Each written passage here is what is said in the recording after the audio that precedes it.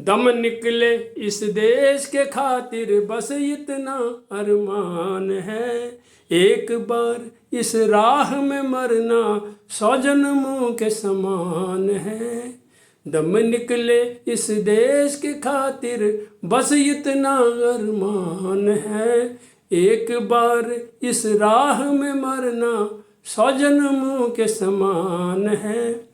देख के वीरों की कुर्बानी, देख के वीरों की कुर्बानी, अपना दिल भी बोला माए, रंग दे बसंती चोला, ओ मेरा रंग दे बसंती चोला, मेरा रंग दे बसंती चोला। Episode number 618। आज परमवीर चक्र विजेता क्रम में 18वें नंबर पर मरणोपरांत परमवीर चक्र विजेता कैप्टन मनोज कुमार पांडे की वीर गाथा की मैं चर्चा करूंगा। कारगिल युद्ध हुआ था, आप लोग जानते होंगे 1999 में। कारगिल युद्ध में के बारे में मैंने कारगिल के रणबांकुरे एक किताब लिखी है। इस किताब में उन वीरों की पूरी वीर गाथा है, कारगिल युद्ध में क्या क्या हुआ, कैसे हुआ।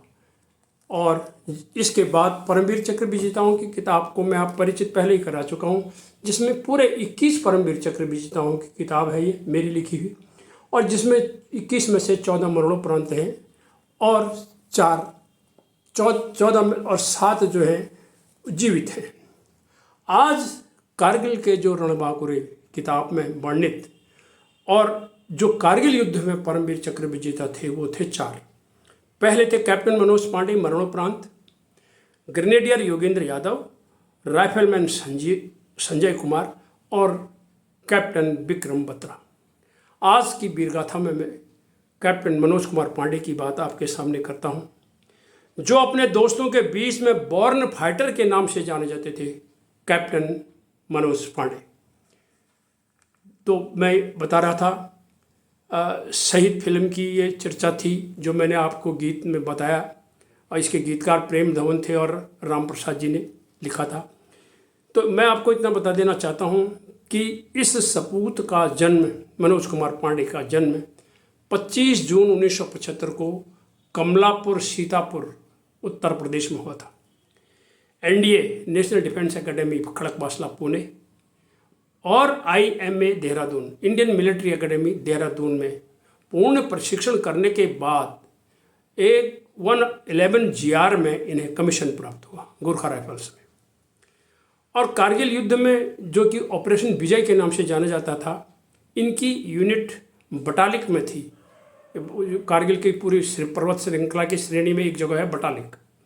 और कारगिल युद्ध में बता देना चाहता हूँ कि 26 मई से 26 जुलाई तक रहा, और जुबेर और बटालिक से घुसपैठिए इन्होंने मार भगाए थे। 2 और 3 जुलाई 1999 की रात उनकी पलटन खलूबर पर कब्जा करने जा रही थी। इनको आदेश मिला था कि खलूबर पर आप आक्रमण करिए और उसको कब्जा करिए। तो ये 2 और 3 जुलाई 1999 की रात थी, ठंड में, और पलटन को मूव करने का ऑर्डर मिला था। तभी दुश्मन ने भारी गोलीबारी कर दी, क्योंकि वो ऊंची जगहों पर थे। मैंने कारगिल की बात आपसे पहले करी, पूरे रणबांकुरे में लिखा है कि वो कैसे हमारे सैनिकों पर आक्रमण करते थे, लेकिन हिंद की सेना ने फिर भी सीने में गोली खाई, लेकिन दुश्मन को वहाँ से मार भगाया था। ये कहानी है कारगिल के युद्ध की।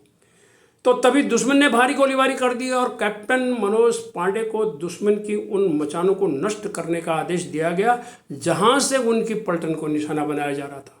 उन्हें यह ऑर्डर मिला था कि ये निशाने जहाँ से लगाए जा रहे हैं उनको नष्ट करिए।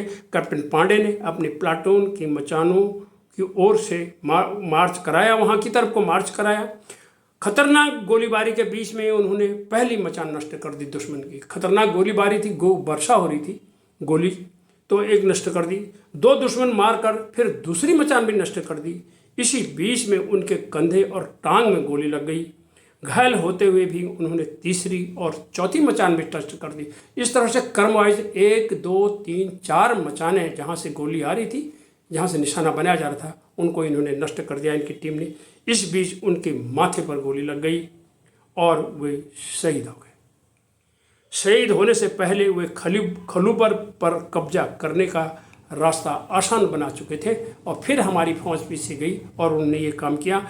और इस अदम्य साहस, उच्च बहादुरी, अद्वितीय नेतृत्व, कर्तव्य परायणता के लिए उन्हें 99 में मरणोपरांत परमवीर चक्र से सुशोभित किया गया। बस इतना ही कहना चाहता हूँ। 99 में कारगिल में दुश्मन ने या घुसपैठ लगाई और तोलोलिंग जुबेर टाइगर हिल में तूने दुश्मन की कब्र बनाई। हिंद के सैनिक तुझे प्रणाम, सारी महिमा तेरा नाम। इन्हीं शब्दों के साथ अगले एपिसोड में फिर एक और परमवीर चक्र की विजेता की आपसे बात करूंगा। नमस्कार, धन्यवाद।